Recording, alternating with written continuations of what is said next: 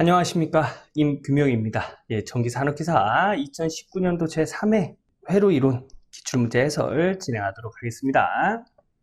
61번 fs의 값이 이 값을 가질 때 ft의 최종값은 ft의 최종값 f 무한대라고 여기 되어 있죠. 최종값 정리는 이렇게 합니다. ft 요거 시간의 함수죠. ft일 때는 리미트 t를 무한대로 보냅니다. 만약에 이게 초기 값이다 하면 t를 0으로 보내는 거죠. 얘는 리미트 s 곱하기 s 함수 s를 0으로 보내요. 초기 값일 경우에는 무한대로 보내죠. 요거 구분해 주셔야 됩니다. 최종 값을 물어봤기 때문에 이제 요 공식에다가 이제 문제에서 주는 단서들을 적용해 보면 fs 함수 이렇게 되죠. 얘를 여기다가 이렇게 적용하면 식은 이렇게 되고요. 요 분모를 s로 묶을 수 있죠. 여기 s제곱이고 여기 s니까 s로 묶으면 식은 이렇게 됩니다. 그럼 여기 있는 s와 여기 있는 s가 약분이 돼요. 그러면 5s 플러스 4분의 5s 플러스 4가 돼요. 근데 여기서 s를 0으로 보낸다고 했죠. 즉, 요 s에다가 그냥 0을 대입해주면 됩니다. 그래서 여기다 0, 여기다 0 대입하면 4분의 8만 남아요. 그죠? 4분의 8은 2지요. 그래서 최종값은 2다 라는 걸 알 수가 있습니다. 최종값이에요. 최종값일 때는 시간의 함수일 때는 시간을 무한대로 보내고 s를 0으로 보내고요. 초기값이다 하면 시간을 0으로 보내고 s를 무한대 값으로 보낸다는 거 이거 구분하셔야 됩니다. 직접 해보시고 다음 문제 넘어갈게요. 62번 전압과 전류가 각각 이런 값을 가질 때 이 회로의 소비 전력은 약 몇 와트인가? 자, 우리 소비 전력 어떻게 구하죠? P는 전압과 전류를 곱하고 코사인 세타 값을 구합니다. 여기서 이 전압과 전류는 전압과 전류의 시료값이 적용이 돼요. 시료값은 이렇게 순시값으로 나타냈을 때 여기 제일 처음에 있는 값이 최대값이죠. 시료값은 이 최대값을 루트 2로 나눈 값이 시료값이 됩니다. 그래서 이 최대값에다가 루트 2를 나누고 전류도 마찬가지로 전류의 최대값에다가 루트 2를 나누고 코사인 세타인데 이 세타는 뭐냐면 전압과 전류의 위상 차이를 나타내요. 위상 차이. 그래서 여기 공식에는 전압의 위상 마이너스 전류의 위상 이렇게 넣는데 여기 보면 전압의 위상이 전류의 위상보다 더 크기 때문에 전압의 위상이 들어가는 거예요. 만약에 전류의 위상이 더 크다 그러면 전류의 위상에서 전압의 위상을 빼는 거예요. 다시 한번 말씀드리지만 여기에 들어가는 각도는 위상 차이를 나타내는 거기 때문에 큰 위상차에서 작은 위상차를 빼는 겁니다. 전압이 먼저고 전류가 먼저고 뭐 이런 건 관계가 없어요. 자, 그럼 이런 내용을 가지고 문제에서 주는 단서를 여기다 적용해서 소비전력, 유효전력을 한번 구해보도록 하겠습니다. 자, 그러면 전압의 최대값에서 루트 2를 나눠서 전압의 시료값을 적용하고요. 전류의 최대값에서 루트 2를 나눠서 전류의 시료값을 적용하고요. 코사인 얘가 여기서 파이는 우리가 알고 있는 3.14가 아니에요. 왜냐하면 사인 뒤에는 각도기 때문에 각도에서의 파이 180도를 적용합니다. 180도에서 3을 나누면 60도죠? 여기는 180도에서 6을 나누면 30도예요. 그래서 이 전압이 더 크기 때문에 이 위상차가 먼저 들어간 거예요. 그래서 60도 마이너스 30도면 30도가 되겠죠. 그래서 요거 계산한 게 200이고 코사인 30도 고학용 계산기로 계산하면 174와트다라는 걸 알 수가 있습니다. 그래서 답은 2번이 되겠습니다. 요런 유형의 문제 자주 나오니까 여러분 꼭 풀어보셔야 됩니다. 자, 다음 문제 넘어갈게요. 전달함수 출력식 CS는 GS, RS에서 입력함수가 RS를 단위 임펄스 델타 t로 인가할 때 이 개 출력은 여기 요 델타 t는 입력이 1이란 얘기예요. 1. S 함수에서의 입력이 1이란 얘기입니다. 요게 이제 단위 임펄스 함수라고 하는데 순간적으로 발생하는 입력이라고 보시면 돼요. 좀 어렵죠, 그죠? 그래서 그냥 델타 t는 단위 임펄스 함수의 델타 t는 그냥 1이라고 보시면 돼요. 그래서 이 입력이 1이란 얘기예요. 그러면 요거 전달 함수가 되고 얘는 이제 출력이 되겠죠? 출력. 그래서 출력이 바로 전달 함수가 됩니다. 그래서 답은 4번. 이 문제 암기하고 가는 문제가 되겠죠. 다음 문제 넘어갈게요. 64번 단자 A와 B 사이에 전압이 30V를 가했을 때 전류 I가 3A가 흘렀다고 한다. 저항 R은 얼마인가? 자, 요 저항값을 구하라는 얘기네요. 요 저항값은 서로 같은 값을 의미하겠죠, 그죠? 네, 여기 R.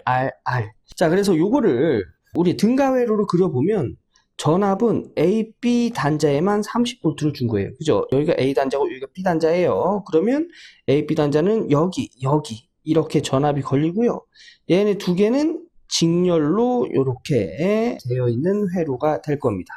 자, 보면 전압은 30V, 여기에 흐르는 전류는 3A예요. 그러면 전류 R은 전류분의 전압이지요. 이건 ohm의 법칙을 이용하는 거예요.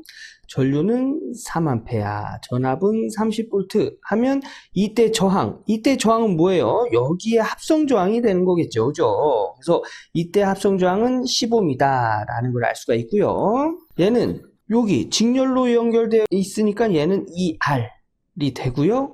2R과 R이 병렬로 되어 있죠? 그럼 합분의 고, 그래서 2R 플러스 R분의 2R 곱하기 R.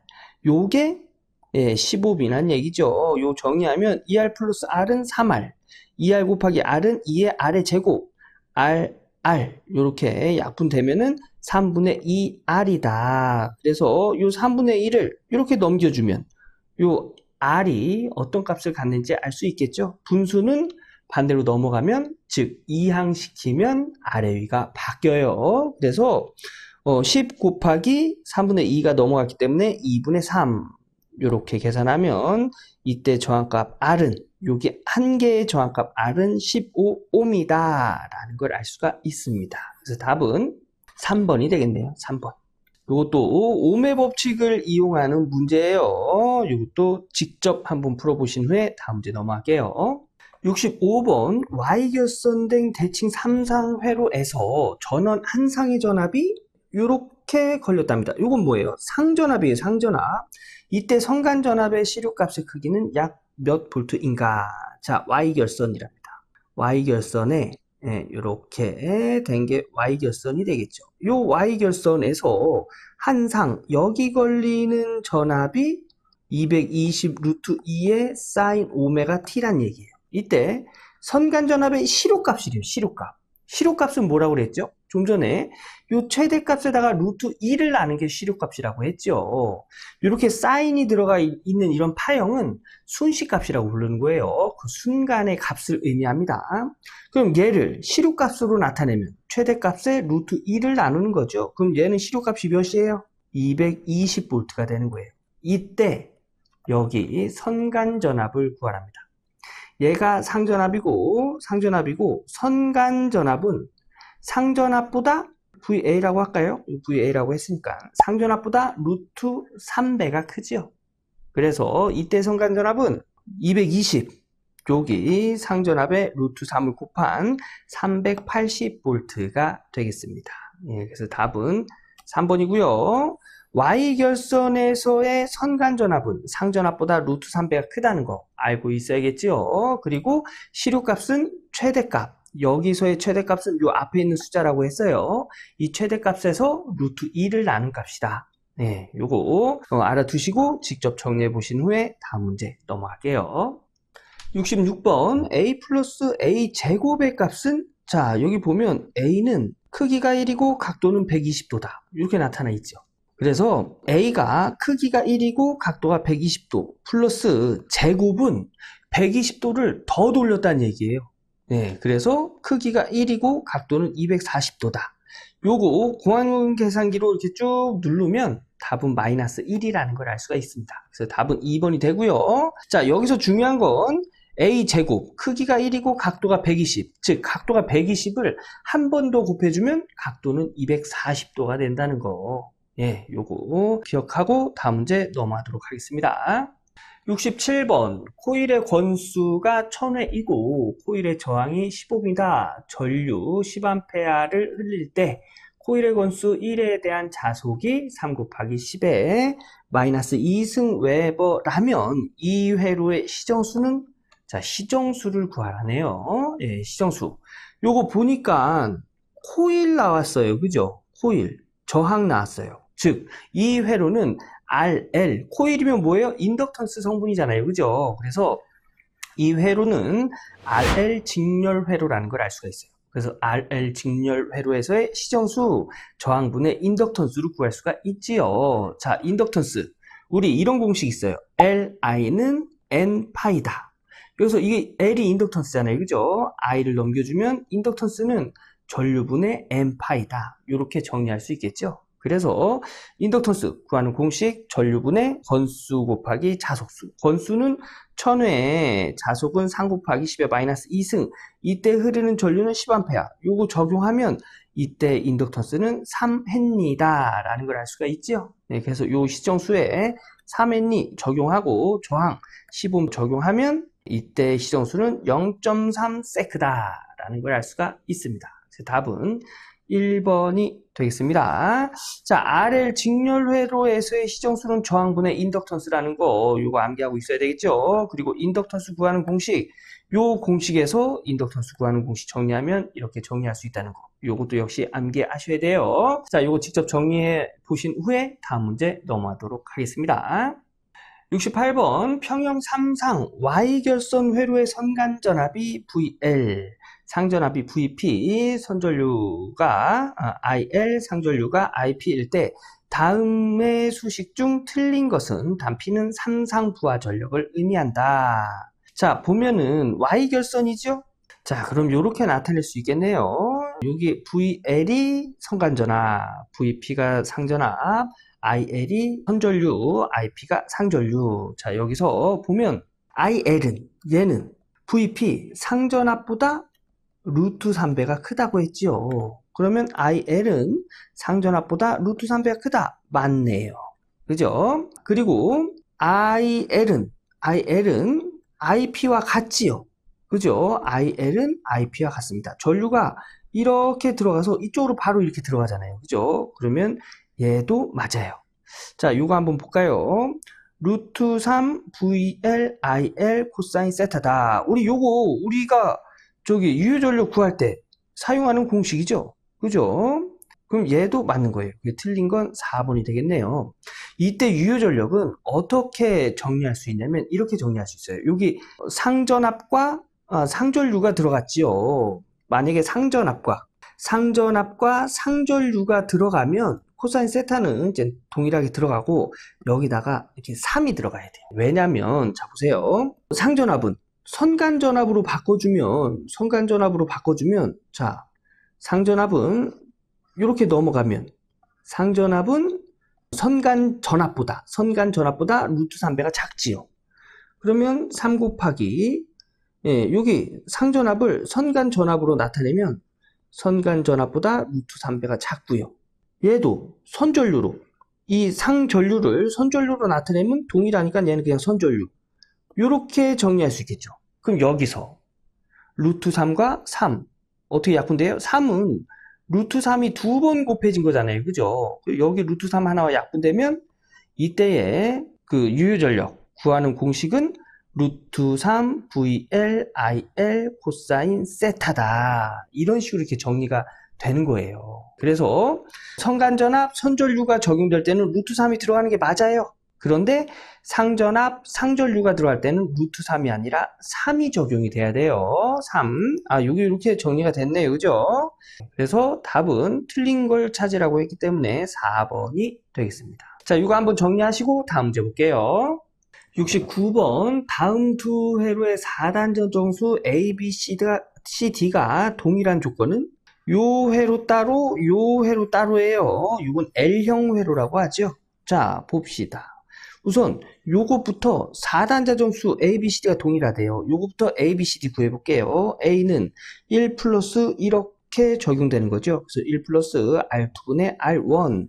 그 다음에 B는 이렇게 해서 B, C는 이렇게 가서 R분의 1, D는 이렇게 곱해지는 건데 1 플러스 R2분의 0이죠. 여기는 없으니까. 그럼 얘는 1이 되는 거예요. 그래서 D가 1. 그래서 A, B, C, D가 이런 식으로 나오고요. 요 옆에 있는 요 회로를 A, B, C, D로 나타내면 A 1 플러스 R3분의 0. 그럼 1이죠? 그래서 A는 1. B 이렇게 가는 거예요. R4 요 포에 포 R4 그 다음에 C R3 D 이렇게 가서 1 플러스 R3분의 R4. 자, 그러면 이제 요거 두 개 ABCD, 요 ABCD와 요 ABCD는 동일하다고 했죠? 자, 한번 맞춰 봅시다. 요것과 요것이 동일해지려면, 즉 1 플러스 R2분의 R1이 1이면 요 1과 같아지려면 얘가 0이 돼야 돼요. 그죠? 얘가 0이 되면 무한대로 되겠죠? 그래서 얘가 0이 돼요. 그래서 R1은 0이고 R1은 0이고 0이라고 할 수 있는 거예요. 자, B가 R1이고 여긴 B가 R4네요. 두 개 B가 같다고 했죠? R1과 R4는 동일해야 돼요. 그죠? 자, 요거 수정 부탁드리겠습니다. 요거 4예요, 4. 네, R4, 4. 그래서 R1과 R4는 동일하고 R1이 0이기 때문에 R4도 0이에요. 자, 그리고 C를 보면 얘랑 지금 동일해야 돼요. 그죠? 그래서 R2분의 1분의 R3분의 1이 같아야 돼요. 그러면 R2와 R3가 같아야겠죠? 즉, R2와 R3는 같고 R1, R4는 0이어야 한다. 그래서 답은 4번이 되겠습니다. 이런 내용이에요. 네. 요 문제 포인트는 요런 회로에서의 ABCD, 요런 회로에서의 ABCD를 구할 수 있냐. 예, 요게 포인트가 되겠습니다. 예, 한번 정리해 보시고 다음 주에 넘어갈게요. 70번 정연파 교류 I가 이런 값을 하고 있을 때 복소수의 극좌표 형식인 페이저로 나타내면, 즉 요런 회로를 극좌표 형식, 극좌표는 뭐예요? 크기와 각도로 이렇게 나타내는 걸 극좌표 형식이라고 하죠. 예, 요거를 이제 페이저라고도 부릅니다. 예, 요 복소수, 예, 극좌표 형식으로 나타내는 방법, 이렇게 나타내는 거예요. 자, 우선 극좌표 형식은 제가 좀 전에 말씀드렸듯이 크기와 각도로 나타내는데, 여기서의 이 크기, 시료값을 의미합니다. 시료값. 그리고 여기서의 각도, 위상차를 의미합니다. 자, 보면 이 회로, 요거 뭐예요? 순식값이죠? 그죠? 뭐 사인 들어가 있고, 이게 최대값, 사인, 뭐 뒤에 위상 각도, 뭐 요거 요렇게 나타내는 게 우리 순식값이라고 이때까지 불렀잖아요. 그죠? 자, 순식값에서 요게 최대값이라고 했어요. 그죠? 시료값은 어떻게 나타내요? 요 최대값에다가 루트 2를 나눈다고 했어요. 요렇게 약분돼서 요 크기는 10이 되고, 여기서의 위상차는 뭐예요? 3분의 파이가 되겠죠. 그래서 위상차는 그냥 3분의 파이 되는 거예요. 그래서 크기가 10이고 각도는 3분의 파이인 3번이 정답이 되겠네요. 네. 요런 식으로 요런 순식값을 극좌표 형식으로 나타내는 겁니다. 자, 다음 주 볼게요. 71번 평형 3상 저항 부하가 3상 4선식 회로에 접속되어 있을 때 단상 전력계를 그림과 같이 접속하였더니 그 지시값이 W이었다. 이 부하의 3상 전력은 어떻게 되겠는가? 자, 요 문제는 암기하고 가는 문제입니다. 예, 답은 2번인데 2번이 되는 이유는 이래요. 요게 이제 1전력계법이라고 해서 그냥 전력계가 하나 있는 거예요. 보면은 요게 여기서부터 여기까지의 선간 전력을 나타내는 거죠. 그죠? 그래서 이렇게 선간 전력을 나타내는데 여기서의 이 30도는 자, 이걸 의미해요. 선간 전압과 상전압의 위상차는 30도입니다. 30도. 그래서 30도 들어가는 거예요. 왜냐? 여기 선 전류는 상전류와 위상이 동일해요. 전압만 달라요. 그래서 30도의 위상차가 발생한다. 전압과 전류는 30도의 위상차가 발생한다. 요걸 의미하는 거예요. 그래서 코사인 30도는 뭐예요? 2분의 루트 3이죠? 요 2분의 루트 3. 여기 이쪽으로 이항시키면 선간전압과 선전류를 곱한 값은 루트 3분의 2의 전력값이다. 요렇게 정리할 수 있어요. 그럼 여기서 보면 저항만 있지요. 저항에서의 역률은 1입니다. 예. 조금 복잡하죠, 그죠? 예, 그래서 부하 전력 이 공식에서의 부하의 저항만 존재하므로 이때는 역률이 1이에요. 얘가 1이면 전력은 루트 3 VI. 근데 여기 1전력계법에서 이 전력은 이렇게 나타낸다고 했죠, 그죠? 선간전압과 선전율을 곱한 값은 이런 식으로 정리한다고 했어요. 그래서 얘를 여기다가 이렇게 적용하면 이런 식이 되는 걸 알 수가 있고요. 루트 3 이렇게 약분되면 여기서 요 삼상의 전력은 이 1전력계가 측정한 전력값의 2배다 라는 걸 알 수가 있는 거예요. 이건 암기하고 가는 문제라고 제가 말씀드렸어요. 예, 이게 1전력계법이라고 해서 여기서 측정되는 전력의 2배 되는 값이 요 삼상의 전력이 된다. 암기하고 답은 2번이 되겠습니다. 다음 문제 볼게요. 72번 삼상 불평형 전압에서 불평형률은 요거 공식 찾는 겁니다. 예, 정상전압분의 역상전압 곱하기 100. 그러면 답은 2번이 되겠네요. 요거 이런 거 틀리시면 안 돼요. 요 공식만 암기하고 있으면 맞출 수 있는 문제예요. 답 2번. 요거 불평형률 물어보는 문제 자주 나오니까 요거 암기하고 넘어갈게요. 예, 다음 문제 보겠습니다. 73번 저항 1옴과 인덕턴스 1헨리를 직렬로 연결한 후 60Hz 100V의 전압을 인가할 때 흐르는 전류의 위상은 전압의 위상보다 어떻게 되는가? 자, 인덕턴스를 연결했답니다. 인덕턴스는 뭐지? 어떤 역할을 하죠? 전류의 위상을 느리게 해주는 역할을 합니다. 그래서 이때는 뒤진 전류가 흘러요. 뒤진 전류. 뒤진 전류는 지상 전류라고 하죠. 그래서 전류가 전압보다 뒤집니다. 뒤져요. 그래서 뒤지지만 여기 늦다. 이 둘 중에 하나네요. 빠르다는 답이 될 수가 없어요. 그런데 여기 인덕턴스만 있으면 90도가 늦는 건데 여기 저항도 있지요. 그래서 늦지만 뒤지지만 90도 이하다. 그래서 답은 1번이 되겠습니다. 자, 해설 보면 인덕턴스 성분으로 인해 전류의 위상은 뒤지지만 저항 성분으로 인해 전압과 전류의 위상 차는 90도 이하다. 예. 만약에 인덕턴스만 있으면 90도 늦는 거라고 말씀드렸어요. 여기서 저항이 있기 때문에 그 위상 차는 90도 이하로 된다. 요거 알아두시고요. 답은 1번이 되겠습니다. 자, 다음 문제 보겠습니다. 74번 어느 정연파 교류전압의 시료값이 314V일 때 평균값은 약 몇 볼트인가? 자, 정연파에서 평균값을 물어봤습니다. 자, 평균값은 2 곱하기 최대값 나누기 파이. 요거 암기하고 있어야 되겠죠? 네, 요렇게 구하는데 문제에서는 시료값을 줬어요. 우리 시료값 어떻게 구했죠? 시료값? 최대값에다가 루트 2를 나눠서 구했습니다. 그럼 최대값 루트 2를 넘겨주면 최대값은 시료값에다가 루트 2를 곱한 값이에요. 그죠? 그러면 시료값 314에다가 루트 2를 곱한 이 값이 최대값이 된다는 얘기예요. 그래서 얘를 여기다 이렇게 적용하면 여기 위에 있네요. 그래서 2 곱하기 최대값은 시료값에다가 루트 2를 곱한 값이라고 했어요. 나누기 파이다 하면 283V가 되겠네요. 283V 답은 2번이 되겠습니다. 요거 정연파 시료값 구하는 방법, 평균값 구하는 방법 암기하고 있어야 되겠죠? 자, 암기하고 다음 문제 넘어갈게요. 75번 그림과 같은 RC 직렬 회로에 T가 0에서 스위치 S를 닫아 직류전압 100V를 회로 양단에 인가하면 시간 T에서의 충전 전하는 단 저항이 10옴이고 캐피스턴스 정정 용량이 되겠죠? 캐피스턴스가 0.1F이다. 자, 요 문제 암기하고 가는 문제입니다. 답은 1번이고요. 요 과도 현상에 관련된 내용인데요. 자, 충전 전하 구하는 공식은 이래요. 캐피스턴스 곱하기 전압에 1 마이너스 요거 자연상수예요. 요거는 고학용 계산기에 있습니다. 요거 마이너스 RC분의 1의 T승. 그래서 요거 암기하고 있어야 되겠죠. 그죠? 요 공식을 알아야 문제를 해결할 수 있는 거예요.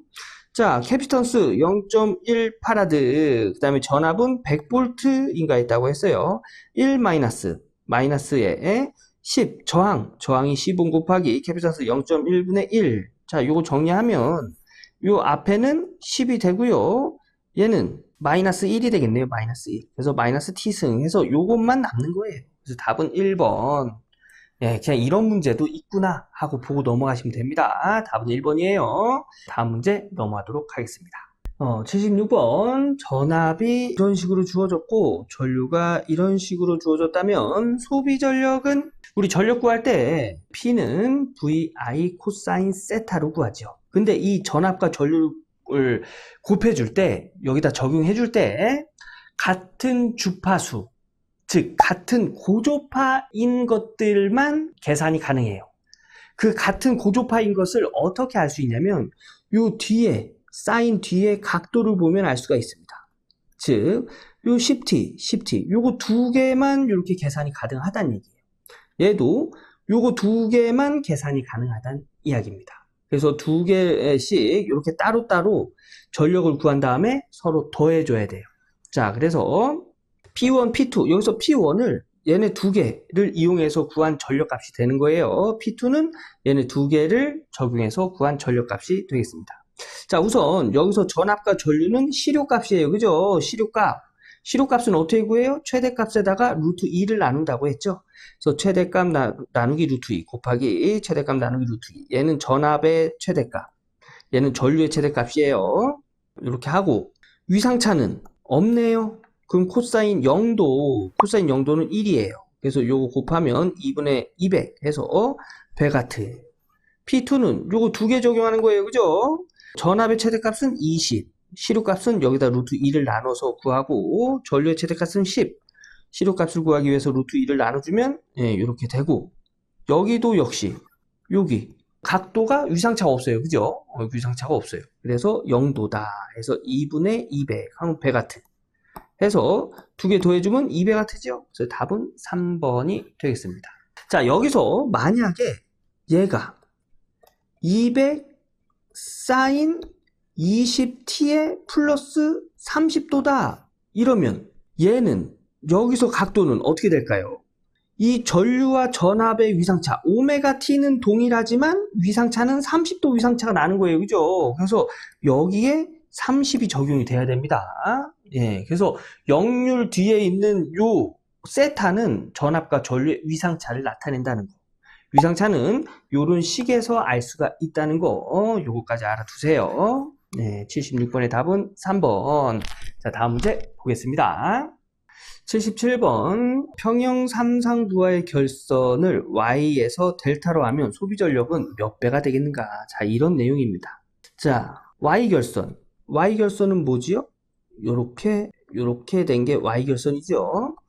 여기서의 전체의 삼상의 소비 전력을 구하려면 이렇게 구해요. 여기 한 개의 소비 전력은 뭐죠? i제곱 r이지요. 그죠? 요게 세 개가 있습니다. 그래서 3i제곱 r인데 여기서의 전류 뭐예요? 상전류예요. 상전류. 그런데 상전류는 선전류와 동일하죠. 이렇게 돼야 되겠네요. Y결선에는 상전류는 선전류와 동일합니다. 그리고 여기서의 이 전류 I는 R분의 V지요. R분의 V. 여기서 요 전류를 R분의 V로 적용하면 R분의 V의 제곱이에요. R입니다. 그런데 이때 전류는 상전류이기 때문에 여기도 전압도 상전압이 적용이 돼야 되겠죠. 그죠? 근데 Y결선에서의 상전압을 선간전압으로 적용을 하면 상전압은 선간전압보다 루트 3배가 작아요. 여기가 선간전압이지요. 요걸 적용해서 식을 정리하면 여기 요 식이에요. 요 식. 요거 정리하면 이렇게 정리할 수가 있겠네요. 요거 우선 번분수로 가까운 거 곱해서 분모 R은 1분의 R이다. 이렇게 적용해도 되죠. 먼 거 곱해서 분자 하면 루트 3R분의 선간전압. 여기서 요거는 여기 상전류이기 때문에 여기 상전압이 들어갔는데 상전압을 선간전압이 들어간 것으로 이렇게 적용한 거예요. 그래서 이렇게 식은 정리가 되고 여기 선간전압에다 제곱하면 선간전압의 제곱 제곱을 루트 3에다 제곱하면 3이 되겠죠. 그 다음에 저항에 제곱하면 저항이 제곱. 얘랑 약분되고, 요거는 R이 두 번 곱해진 거예요. 그래서 얘랑 약분되면 Y결선에서의 소비전력은 R분의 선간전압의 제곱이다 라는 걸 알 수가 있어요. 자, 여기서 이제 델타 결선. 델타 결선은 어떻게 되는 거죠? 델타 결선. 델타 결선은 이렇게 적용한 게 델타 결선이에요. 그죠? 자, 여기도 한번 봅시다. 선에 흐르는 상전류, 상에 흐르는 전류, 상전류죠? 요 상전류, 요 상 하나의 소비 전력은 상전류의 제곱의 저항입니다. 그죠? 얘도 똑같이 요렇게 바꿀 수 있겠죠? P는 R분의 V인데 얘가 상전류죠? 그러면 상전압의 제곱의 R이다. 그런데 요거 적용하면 요 3 들어가야 돼요. 그죠? 전체니까 전체. 요거 한 개의 소비 전력 곱하기 3 해야 전체 소비 전력이 되는 거죠. 그래서 3 곱해준 거예요. 그래서 요거를 요 제곱을 해주면 여기서 요 상전압은 선간전압과 같아요. 어디서? 델타 결선에서. 그래서 요 상전압을 선간전압으로 바꿔주면 저항분의 선간전압의 제곱이다. 이렇게 바꿔줄 수 있겠죠. 그죠? 그래서 요거 정리하면 제곱 하면 3회. 네, 3회 조금 더 올까요? 여기 있어요, 여기. 요렇게 정리한 게 여기 보면 요렇게 됐네요. 여기 있네요, 여기. 여기 있는 거예요, 여기. 그래서 여기다 제곱하면 3 곱하기 저항의 제곱 분의 선간전압의 제곱. 저항은 R 곱하기 R이니까 얘랑 약분되면 3 곱하기 R분의 선간전압의 제곱이다. 근데 R분의 선간전압의 제곱 뭐예요? Y결선에서의 소비전력이죠. 그죠? 그래서 즉 델타 결선에서의 소비전력은 Y결선에서의 소비전력의 3배다. 이거 Y결선이잖아요. 그죠? 이렇게 표현될 수 있는 거예요. 그래서 답은 Y에서 델타로 결선을 바꾸면 이때 소비전력은 3배가 된다. 그래서 답은 3번이 되겠습니다. 다음 줘 볼게요.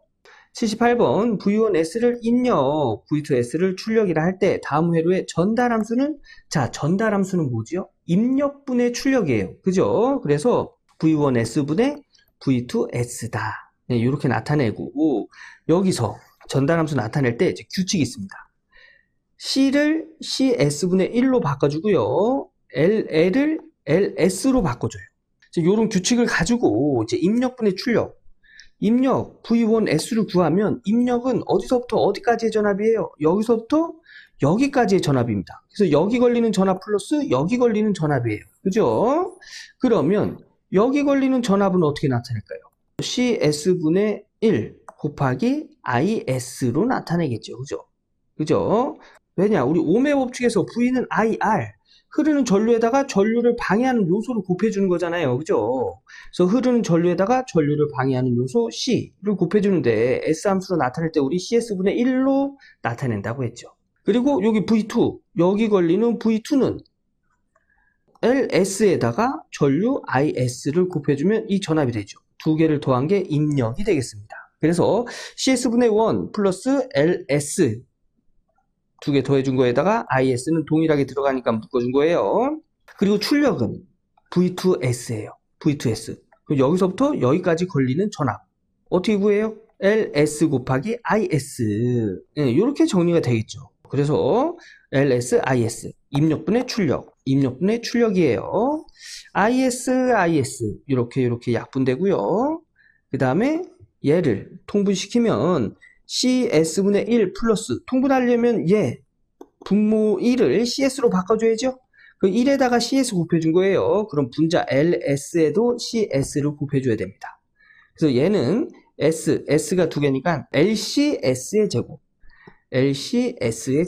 그죠? 분모가 같으니까 CS로 통분하고 1 플러스 LCS의 제곱. 이런 식으로 정리가 되고요. 여기 있는 LS는 얘는 LS분의 1 이렇게 정리해도 되죠. 그럼 분수분의 분수, 번분수로 정리하면 가까운 수 곱해서 분모, 먼 수 곱해서 분자. 요것도 LSCS에서 S가 두 개니까 LCS의 제곱 이렇게 정리가 되겠지요. 그래서 여기까지 정리한 게 이게 전달함수란 얘기입니다. 자, 그런데 여기서 끝나면 안 되죠. 왜냐? 보기에 없어요. 이게. 이 문제의 단서를 보면 C는 1이고 L은 1이래요. 자, 그러면 여기다 1, 여기다 1, 여기다 1, 여기다 1을 적용해요. 그러면 1 곱하기 1 곱하기 S의 제곱, 1 곱하기 1 곱하기 S의 제곱 플러스 1. 그럼 얘는 1이니까 적어주지 않아도 되지요. 그래서 S제곱분의 1분의 S제곱이다 해서 답은 2번이 되는 거예요. 요 문제, 요 전달함수는 입력분의 출력이고 입력은 여기서부터 여기까지의 전압이다 해서 요런 식, 출력은 여기서부터 여기까지의 전압이기 때문에 요런 식으로 정리해서 식을 정리했다는 거. 요 꼭 해보셔야 됩니다. 요거 전달함수 관련해서 이 문제 굉장히 자주 나와요. 이것도 알아두셔야 되죠. 캐피턴스는 CS분의 1로 나타내고 인덕턴스는 LS로 나타낸다는 거. 만약에 여기 저항이 있잖아요. 저항 R은 그냥 R로 이렇게 나타내요. 요거까지 알아두시고 한번 연습해 보신 다음에 다음 문제 넘어갈게요. 79번 다음과 같은 4단자 회로에서 영상 임피던스 어떻게 구하죠? CD분의 AB의 루트 이렇게 구하죠. 자, 그러면 ABCD 구해야 돼요. 그죠? 자, 그래서 이 회로 T형 회로예요. 그죠? T형 회로에서의 ABCD를 먼저 구해볼까요? 그러면 A 이렇게 구하죠. A는 1 플러스 R3분의 R1, R3는 450분의 300. 요게 A 요 계산하면 1.67. B는 뭐지요? 이렇게 얘 더하고 얘분의 2개 곱한 거. 300 플러스 300에 450분의 300 2개 곱한 거. 요 공학용 계산기로 계산하면 B는 800. C는 뭐예요? 요렇게 해서 C 450분의 1. D는 이렇게 가는 거죠?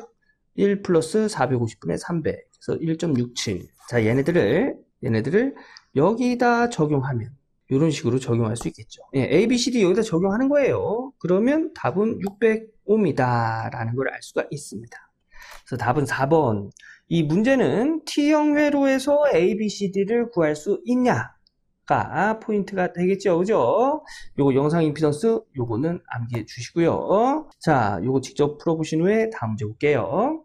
80번 dt분의 dxt 플러스 3xt는 5의 라플라스 변화는 자, 요거를 라플라스 변환하네요. 요거는 미분 방정식에 관련된 내용인데 미분 방정식은 여러분 우리가 미분을 하는 게 아니에요.